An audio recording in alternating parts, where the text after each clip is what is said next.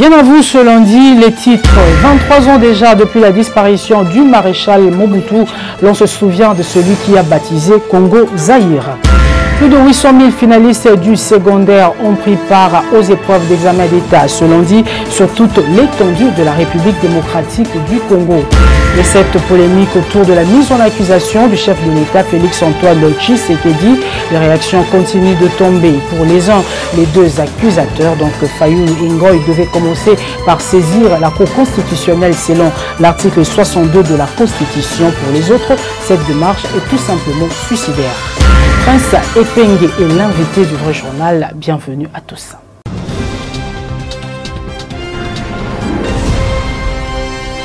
Ce lundi, plus de 800 000 finalistes du secondaire ont pris part à la session ordinaire des examens d'État sur toute l'étendue de la République démocratique du Congo.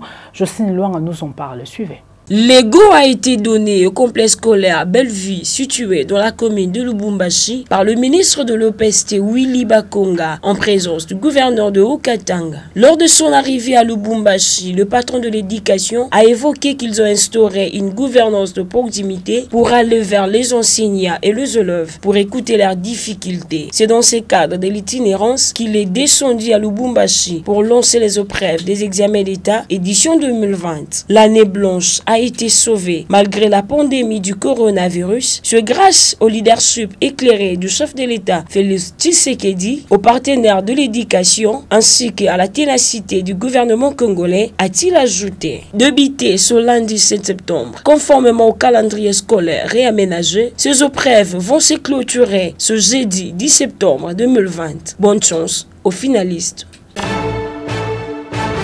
Le chairman Moïse Katumbi n'a pas oublié les élèves. Après les infrastructures, il a payé des frais pour permettre aux élèves de quelques contrées du Congo profond de passer les épreuves d'examen d'État. Regardez.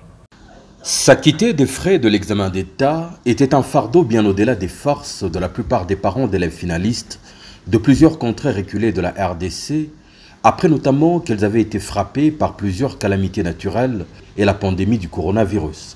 Après leur avoir affectionné les écoles, le président Moïse Katumbi a également décidé de prendre en charge les finalistes des villages Lupembe, Kabimbi, Kolé, Kachobo et d'autres en s'acquittant intégralement des frais des hors-sessions et de la session ordinaire de l'examen d'État. Des milliers d'élèves ont ainsi bénéficié de cette bouffée d'oxygène et ont tenu à exprimer leur gratitude. Nous disons un grand merci à lui car nos parents n'avons pas de moyens pour nous payer l'argent suite à la pandémie qui s'est passée ici chez nous, donc les moyens étaient insuffisants, et aussi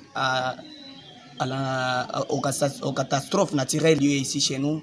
Donc nos maisons et nos champs ont été bouleversés. Alors nous remercions son Excellence de pouvoir penser à nous et il nous a payé les frais. Nous disons grand merci et c'est un homme de bonne foi, que Dieu le protège. C'est grâce à lui que nous avons présenté l'examen, car nos parents n'avaient pas les moyens de le faire. Grâce à lui, on a présenté l'examen. Un inspecteur chef de centre résume.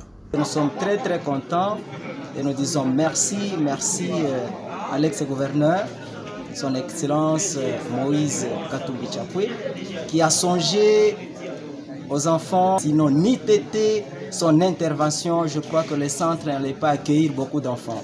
C'est pourquoi nous disons vraiment grand merci. Les mots me manquent à dire parce que si vous voyez le centre avec beaucoup d'enfants, et il y a moins d'absence, c'est à cause de son assistance. Il a payé pour tous les enfants les frais de participation à l'examen d'État hors session et la session ordinaire. Vraiment, merci. C'est un homme d'action, un homme qu'il faudrait soutenir à cause de ses grandes œuvres. Et quand il promet, il réalise. Et en réalisant, ça porte toujours des fruits. Vraiment, merci.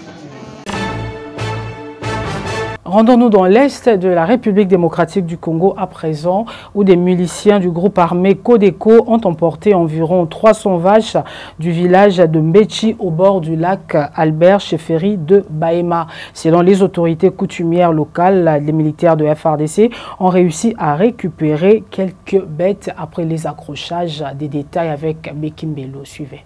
Depuis le regroupement de miliciens de la Codeco au groupement Péni en secteur de Walendu, à une dizaine de kilomètres de Bunia, le cas de pillage par cette milice s'est multiplié dans certaines localités de territoire d'Iromo et de Djougou. Ces miliciens ont emporté 300 vaches vendredi vers 17h à Mbeshti, au bord du lac Albert, a rapporté samedi le chef de secteur de Bahema Sud. Ils ont été poursuivis par le FRDC. Des accrochages ont été signalés entre les deux parties vers les escarpements de Mont-Bleu. L'armée a récupéré environ 200 vaches et elle continue à pourchasser ces inciviques, a précisé le chef coutumier. Au village des Bandomé, toujours en chefferie des Bahema Bani Wangi, un groupe de miliciens venus des Ekéré s'est introduit la nuit dernière dans plusieurs maisons où ils ont emporté des ustensiles de cuisine et environ 10 chèvres. D'après certains habitants, deux cas d'embuscade tendus par ce milicien entre les usagers de route sont également légion sur le tronçon Bunia-Kasseni. Ils demandent aux autorités de délocaliser ces assaillants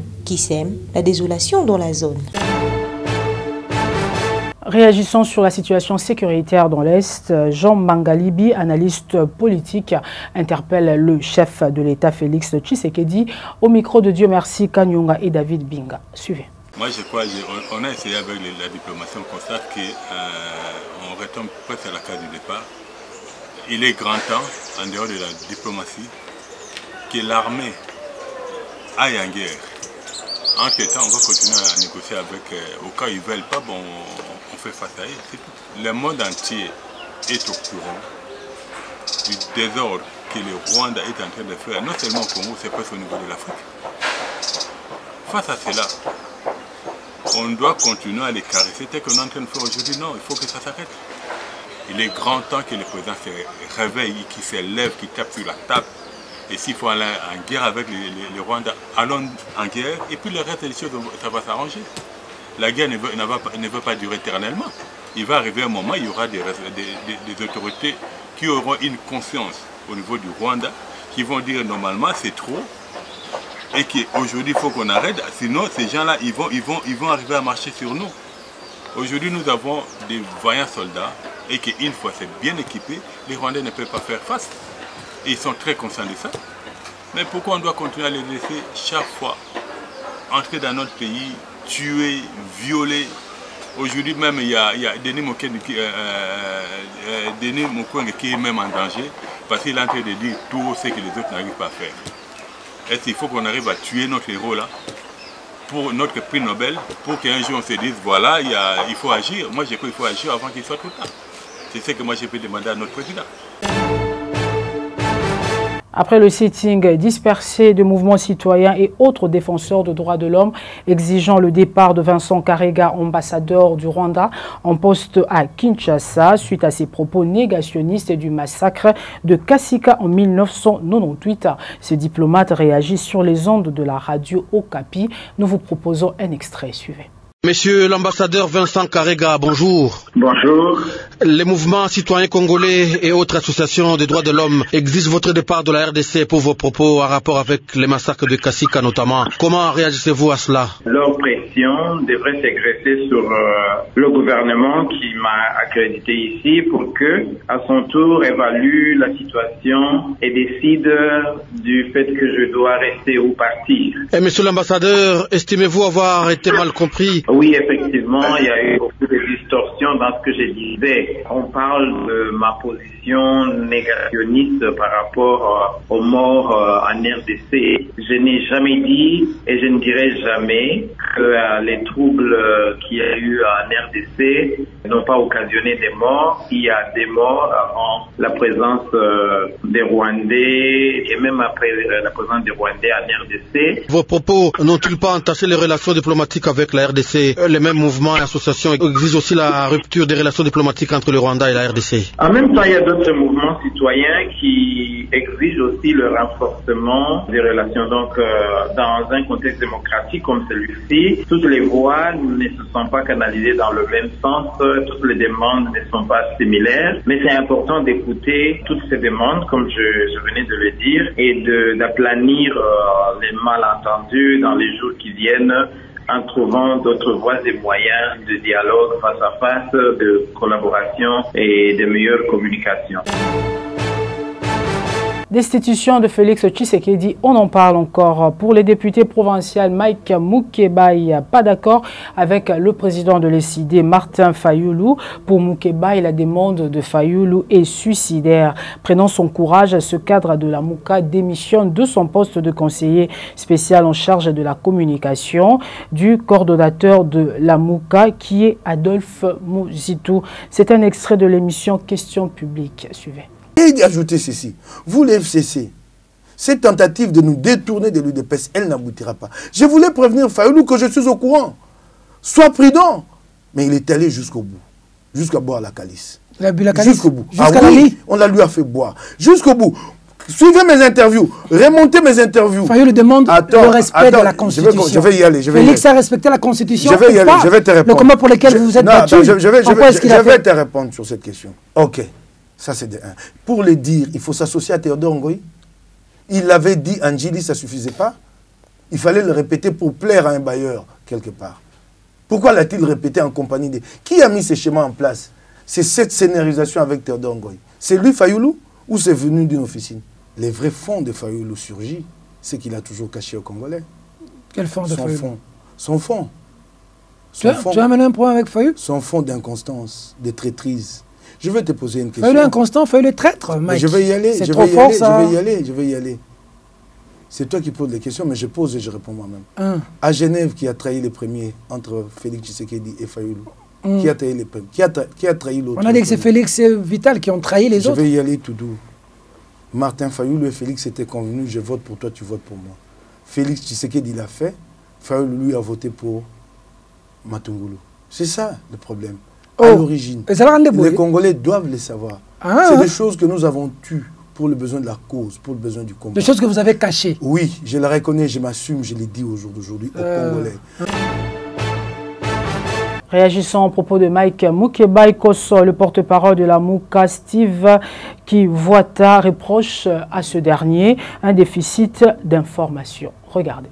Je pense que notre ami a manqué beaucoup d'informations. S'il avait pris, effectivement, comme d'habitude, le soin de rencontrer les autres, de rencontrer le président élu, parce que c'est un démocrate, c'est quelqu'un qui discute avec les gens, on lui aurait dit qu'il s'est trompé, qu'il n'a pas suffisamment d'informations. Nous allions dire à monsieur Mike Mukebai, il le sait bien, que nous tenions de réunions avant qu'il n'aille en prison, il était radical. Il critiquait M. Félix Tshisekedi. Il disait il est avec M. Kabila. On ne peut pas lui donner de temps de répit. On allait lui poser la question, qu'est-ce qui a changé aujourd'hui? Nous savons, moi je me dis tout simplement, il lui a manqué, d'avoir les informations. Non, nous ne donnons aucune planche au FCC. Monsieur Mike Mukebai, nous avons marché avec lui le 13 juillet. Il sait que le FCC a fait une déclaration pour dire qu'on était avec le cash. Pourtant, il ne s'agissait pas du tout de ça. Autant, effectivement, le FCC dit qu'on peut être avec le cash, autant le cash peut le dire autant. Pourquoi? Parce qu'ils pensent que quand on est dans le principe, quand on veut respecter la Constitution, quand on veut sauver ce pays, on doit forcément être dans leur camp de frauduleux. On sait qu'eux, ils sont en train de préparer la fraude au lieu de préparer des élections démocratiques. On sait comment est-ce que... Vous parlez de eux. Non, je parle du FCC Cash. Il parle au nom du peuple. Je parle de FCC Cash. Je parle de FCC Cash. Non, il a sa liberté d'opinion. Je ne veux pas le vouer aux gémonies. Je pense qu'il est libre de ses actions. Il est comptable devant sa base. Nous, on est comptable devant tout le peuple congolais parce que nous avons pris des engagements devant ce peuple. Nous allons les défendre. Nous allons défendre la Constitution. 7 septembre 1997, 7 septembre 2020, 23 ans déjà, jour pour jour depuis que Mobutu Sese Seko a quitté la terre des hommes, 23 ans plus tard. Que retenir du maréchal Justin Magnongo? D'où on parle? Suivez. Il y a 23 ans, un cancer de la prostate emportant au Maroc celui qu'on surnommait le roi du Zaïre. Mobutu Sese Seko aura dirigé la RDC alors qu'elle s'appelait encore les Zaïre durant 32 ans. La concentration de tous les pouvoirs entre ses seules mains ainsi que la répression de toute opposition à son régime aura caractérisé l'essentiel de son règne. Pendant qu'il était aux affaires, l'homme dit à son peuple comment il devait s'appeler, s'habiller et même réfléchir. La liberté de parole et celle d'association n'étaient pas garanties car tous les Zaïrois étaient obligés de militer dans un parti unique, celui du chef, le MPR. Il a fallu attendre les années 90 pour voir son pouvoir s'assouplir avec les retours du multipartisme au Zaïre. C'est en 1997 que le maréchal Mobutu sera finalement chassé du pouvoir par les troupes de l'AFDEL conduits par Laurent Désiré Kabila. 23 ans plus tard, les Congolais semblent se souvenir de l'homme sur les questions de l'unité nationale ainsi que de l'intangibilité des frontières de la RDC qui était son cheval de bataille. Aujourd'hui, mise à mal par les velléités récurrentes de nos voisins d'amputer la RDC d'une partie de son immense territoire.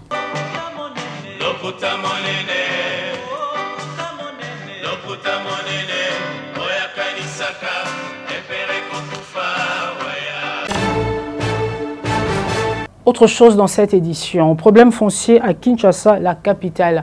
Le parquet de grande instance de Kinshasa-Gombe a procédé au déguerpissement d'un sujet nigérian qui s'est fait propriétaire d'une parcelle de la commune de la Gombe. Plus d'explications avec Maître Dioka au micro de Luison Kias. Suivez. La loi est dure, mais c'est la loi, dit-on. Après un long moment, des conflits fonciers. Enfin, l'héritière de Mboudikana est reconnue dans ses droits par le parquet général de Kinshasa-Gombe qui a procédé à sa réinstallation effective. Après une guerre de justice l'opposant à l'ambassade du Nigeria en République démocratique du Congo. Son avocat explique. Dire qu'à la fin, ce n'est pas la fin de l'exécution, mais donc c'était la réinstallation avait déjà eu lieu. Mais on l'avait fait à moitié par les inspecteurs qui étaient venus réinstaller ma cliente. Aujourd'hui, c'était pour que cette réinstallation soit effective. Et d'ailleurs, nous devons d'abord placer un mot pour cette parcelle. Il faut que les gens sachent l'historique parce qu'il y a nos amis des Nigériens qui sont en train de crier par-ci par-là, que c'est leur parcelle, c'est la parcelle de l'ambassade. C'est ce qui est faux. L'ambassade prétend que cette parcelle est le fruit d'une compensation avec la République démocratique du Congo. Mais quand vous voyez certaines pièces produites par l'ambassade, vous voyez dans une fiche parcellaire, on reprend les noms de Mboudikana, après ambassade. Or, l'État congolais ne peut pas céder une parcelle appartenant à autrui. Donc, les propriétaires originaires, c'était Mboudikana. Et en 82, Mboudikana avait cédé cette parcelle à ma cliente, qui était mineure d'âge représentée par sa mère. Lors de ces opérations de déguerpissement et réinstallation, les inspecteurs du parquet ont trouvé une grande quantité de chanvre, pourtant une plante prohibée dans cette maison qui occupait illégalement ces sujets nigériens. Après avoir pris les commandes de l'Alliance du mouvement Congo, Salomon Kalonda Dela ne s'est pas reposé sur ses lauriers. Ce dimanche, il est allé se prosterner devant la tombe de l'honorable Pierre Lumbi et du sénateur Ngongo Luowo. C'est un élément en grand format réalisé par Peter Tiani et Arnaud de Massamba. Regardez. Le 14 juin 2020, tombait le vénérable Pierre Lumbi, secrétaire général du parti Ensemble pour la République, du chairman Moïse Katumbi Chapwe. C'était alors un coup de tonnerre pour ses proches. En séjour à Kinshasa, le conseiller spécial de Moïse Katumbi et président de l'AMK n'a pas dérogé à la règle des us et coutumes d'un homme de valeur. Ce dimanche 6 septembre 2020, Salomon Kalonda Dela s'est rendu au cimetière Mbetseke Nouvelle Cité pour rendre un hommage vibrant à l'illustre disparu.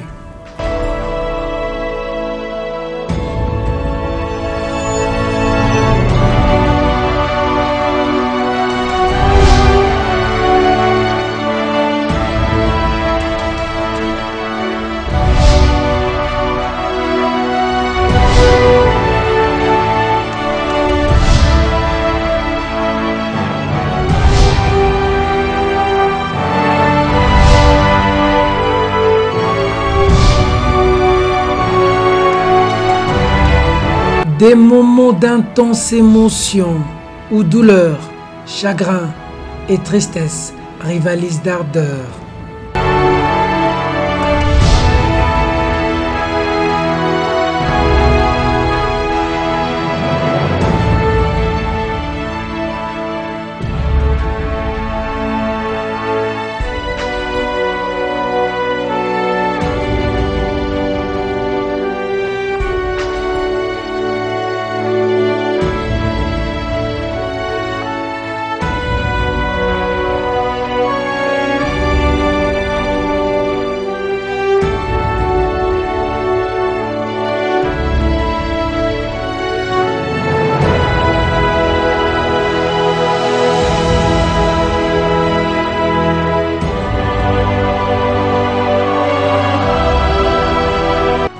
La voix lourde, le cœur en lambeaux, Salomon Kalonda Dela trouve à peine la force d'ajuster les mots pour exprimer sa gratitude à celui qu'il considère comme un père.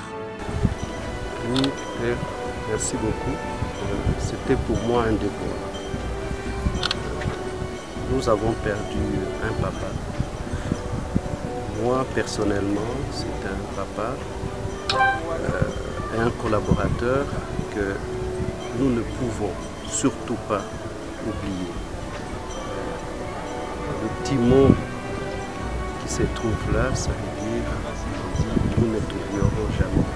Et c'est sincère parce qu'il est ancré dans nous. Il nous a montré du chemin. Et je crois que nous devons faire sa fierté en continuant sur le chemin qu'il nous a tracé.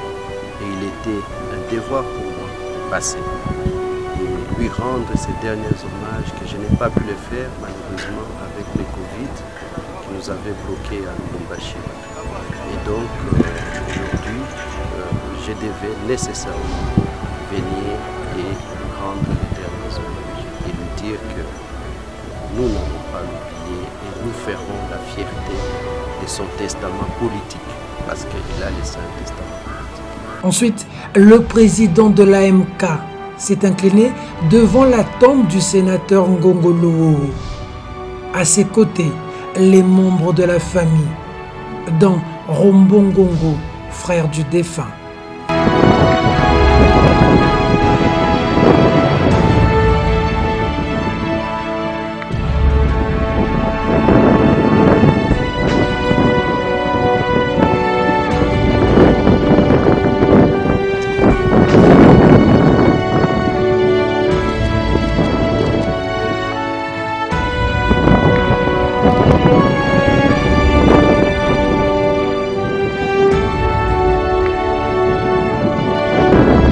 Après cela, le conseiller spécial du chairman s'est rendu chez la veuve Lumbi. Question de réconforter la famille et de l'accompagner pendant ces moments d'intense douleur. Que leurs âmes reposent en paix.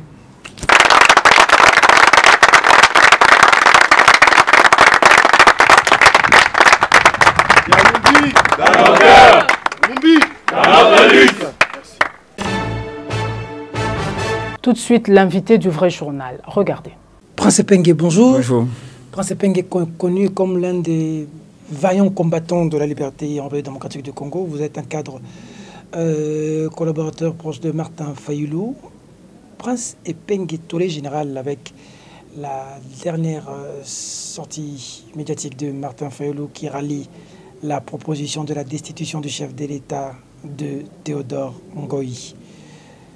Pour les uns, Martin Fayulu, au lieu d'une sortie de crise, veut aggraver une crise en remettant le pouvoir au FCC. Quelle est votre réaction? La crise est déjà bien grave. La crise est déjà bien grave et la gravité de la crise ne date pas d'aujourd'hui. On a parlé depuis 2019 de la crise de légitimité. Ce que vous voyez aujourd'hui, c'est en fait l'expression au sens aigu de ces corollaires. Et ce que je voudrais souligner ici, c'est que nous nous battons pour des valeurs et pour des principes. Et Martin Fayulu, pas du postulat selon lequel toute violation est une violation. Qu'elle vienne de la gauche, qu'elle vienne de la droite, c'est une violation. Que Kabila viole la Constitution, que Félix viole la Constitution, ce sont des violations et nous devons condamner cela. Et nous sommes battus pour le respect de la Constitution. Il y a même un artiste, un musicien, Fali Poupa pour ne pas le citer, qui dit, qui chante que Tozali ko tambola lokola mboka oyezangi Constitution. Ça veut dire quoi? C'est sans Constitution, nous sommes tous dans l'instabilité. Il y a absence de clarté, de visibilité. D'où le respect de la Constitution découlera le respect d'autres lois ordinaires. Ici, la question est de savoir, est-ce que M. Félix Tshisekedi, par ses ordonnances nommant les juges de la Cour, a-t-il violé la Constitution, oui ou non? La réponse est oui, il a violé la Constitution. Et quand vous violez la Constitution, il y a naturellement des conséquences qu'il faut en tirer. Théodore Ngoï est venu les voir pour dire, voilà, Et moi, je pense que Félix a violé la Constitution.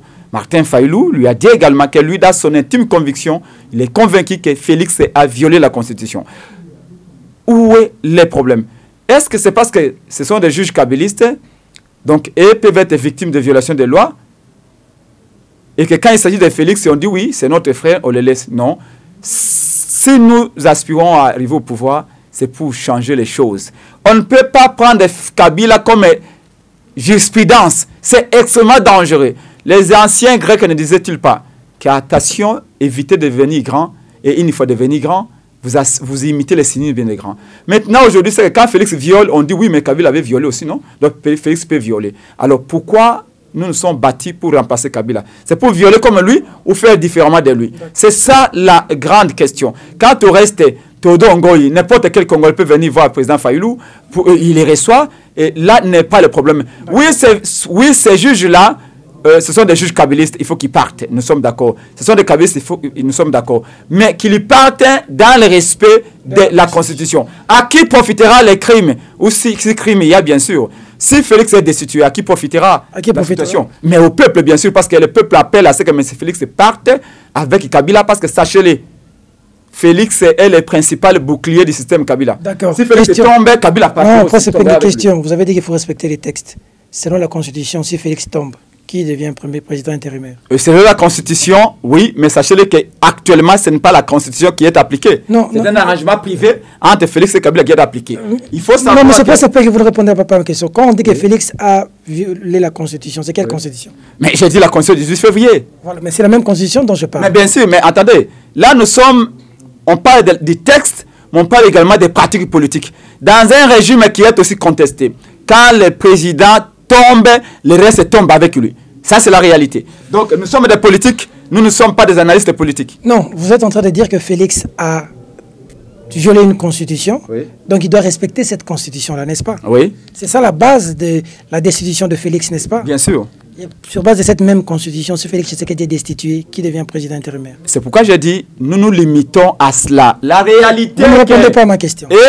Non, c'est la meilleure réponse que je suis en train de vous donner. La réalité est que cette coalition, FCC cache, aucune coalition à l'issue des élections de 2018 n'a le droit de gouverner la patrie. Donc si le premier d'entre eux tombe, si Félix tombe, le régime Kabila tombera avec lui. Y compris tout le monde va tomber avec Félix. Ça, c'est la réalité. Selon la Constitution, il faut dire aux Congolais que si Félix tombe... Non, t'as un moment, madame, vous parlez. Attendez. Selon la Constitution, si Félix tombe, c'est le président du Sénat qui est président intérimaire. Vrai ou faux? Non, la Constitution dit, c'est pas la Constitution dit que si Félix tombe, dans les 3 mois qui suivent, il y aura des élections. Et le vœu du peuple a toujours été que M. Félix Tshisekedi, qui n'a pas été élu, n'a pas le droit de gouverner. S'il part, dans les 3 mois, il y aura élection.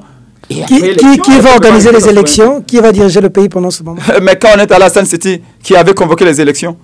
C'était le président Kabila? Non, Sun City, ce n'est pas Kabila. Sun City, c'était la constatation des rapports de force sur le terrain qui a conduit à ce que la communauté nationale et internationale se mettent ensemble pour qu'on puisse parler et au fin de faire la loi fondamentale par un pouvoir constituant et originaire. Et c'est comme ça qu'on est à l'autre. Mais je pense que si Félix Tshisekedi tombe, qui dirige le pays? Selon la Constitution, vous ne répondez pas à ma question. Si Félix tombe, le peuple s'imposera. Le peuple va diriger le pays? Non, je vous le dis. Quand nous sommes en matière politique, ici la démarche elle est simple. Félix a violé la Constitution, il s'en va. Le peuple va constater sur le terrain, parce que c'est le rapport de force. Le peuple va imposer sa ligne. Va imposer comment? Écoutez, quand vous voyez tous ces millions qui sont allés accueillir Martin Fayulu, vous croyez que ce peuple-là ne peut pas imposer sa loi? Écoutez, c'est très sérieux. Qui va faire tomber Félix? C'est le peuple ou c'est le Parlement? Non, ici c'est l'opinion publique qui constate qu'il a violé la Constitution. Qui va faire tomber Félix? Le peuple ou le Parlement? Mais j'ai dit l'opinion publique, que Félix tout d'abord tire conséquence de sa propre violation. Dans un pays normal, il constatera qu'il a violé la Constitution et il va tirer les conséquences. Monsieur le Président, répondez-moi à ma question. Qui va faire... Lorsque Théodore Ngoyi parle de la destitution de Félix Tshisekedi, qui va destituer le président? Vous oubliez la question fondamentale. La question fondamentale est celle de savoir, a-t-il violé la Constitution, oui ou non? Si vous répondez à cette question-là, l'autre question subsidiaire que vous me posez, vous trouvez la réponse. C'est moi qui vous pose la question. Qui destitue Félix Tshisekedi? Bon, c'est le Parlement, selon les documents de Théodore Ngoyi. Vous ne répondez pas à mes questions, malheureusement. La Constitution, à un certain niveau, a prévu des mécanismes. quand vous violez la Constitution, on vous destitue. Et notez bien que ce n'est pas la première violation de la Constitution. Vous ne répondez toujours pas à ma question, vous tournez. Monsieur Prince Pengue, qui va destituer Félix Tshisekedi? J'ai dit, nous limitons à des principes qu'il a violé la Constitution. Et comme il a violé la Constitution, il s'ensuit qu'il y a des conséquences à tirer. Lesquelles?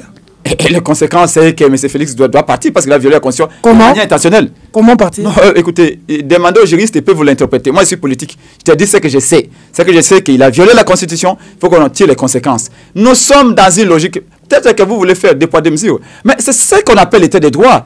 L'état des droits, c'est ce que veut dire aussi le respect des principes. Et les principes sont clairs à cette matière-là. Et donc, qu'il soit conséquent, à moins que l'état des droits qu'il prône, c'est un slogan. Mais si l'état des droits doit avoir accord, eh bien, il faut qu'il tire conséquence de sa violation de la Constitution de manière intentionnelle. Pour certains, on dit qu'aujourd'hui, Fayulu flirte avec le FCC. Vrai ou faux? Ndekopite, Fayulu est celui vers qui Kabila avait tendu la main pour la première fois. Fayulu avait dit il ne va pas dialoguer avec Kabila. Tout le monde le sait.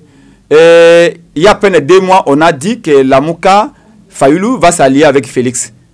FCC a même accusé Fayulu de cela. Et 1 mois après, on dit que non, Fayulu a échangé d'alliance avec le FCC. Non, Fayulu ne dînera jamais avec Kabila. Quel IDPS qui est en crise de jalousie puisse se tranquilliser, la Mouka ne sera jamais la deuxième épouse du FCC. Ça, c'est déjà acquis. Nous ne négocierons ni avec Félix, ni avec Kabila, nous continuons la résistance. Parce qu'aujourd'hui, les principaux boucliers de Kabila s'appellent IDPS et son chef. Donc, il n'y a pas de confusion possible. Le peuple le sait. Félix a renouvelé son alliance avec Kabila. Monsieur Prince Pengue, le combattant. Merci de Kopite Tchani. C'était Prince Pengue, cadre de la Mouka, l'invité du Vrai Journal. C'est ici que se referme cette édition. Merci de la sympathique attention que vous nous avez accordée à Lomé, ainsi que partout ailleurs dans le monde. Madame, Monsieur, ce journal est terminé. Au revoir.